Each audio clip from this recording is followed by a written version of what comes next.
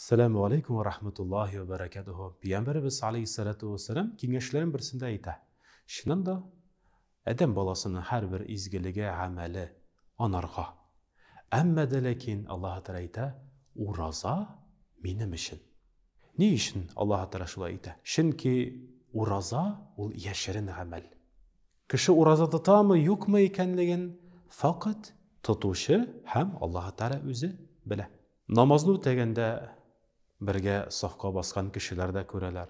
Sadakasını bergende biruşu hem aluşu bile. Hac amelin hem başka izgi amellerin ötegende her bir amelinin ayrım iğlan ilişi var.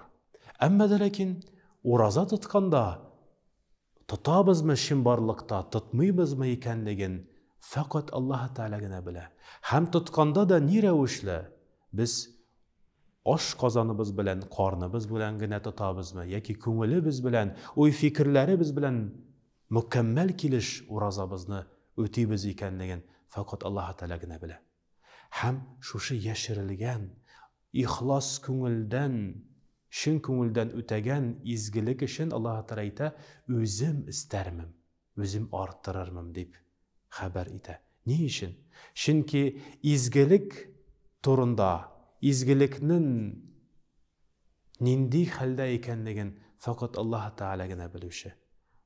Ol bende Allah rizalığı için gene ol izgilikni ötevi sebebinde bulup sanıla. Bir meşitke yigit kile, namazga basa, namazını okuy başlay.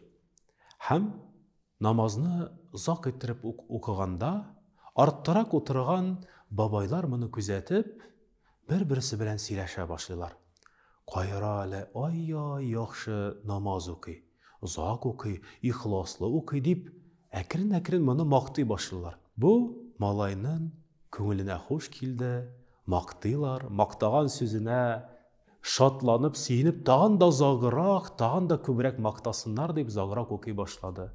Amma da lakin babaylar biraz maqtadılar da başka sözge köştüler. Başkasını sili başladılar. Köpmegene yigit bunu tağın da kübrek maqtasınlar deyip namazın ızın aytsa da babaylar anın turunda anıttılar. Indi köngülünde nişiktir tegi öpkelep namazın oku bitirgeş birala da amin bit eli uraza da tutam deyip babaylarga eytip koya. Şulay ettirip iğlan etkeş namazının da hem bigrekte urazanın da savabın bizdıra, yukka şıgara. Mine hürmetli cemaat, izgiliklerimizin yaşarın, ihlas köngülden Allah rizalığı için ötegen sayın savabı hem derecesi artır.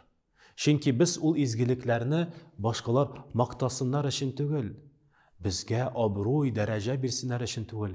Allah Teala özü şuşu izgilikni kadirlesin.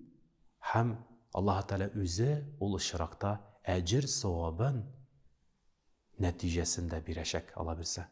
İzgiliklerimizni ötegende şin ihlas köngülden Allah rizalığı için deyip öterge nasip eylesin. Esselamu aleykum ve rahmetullahi ve berekatuhu.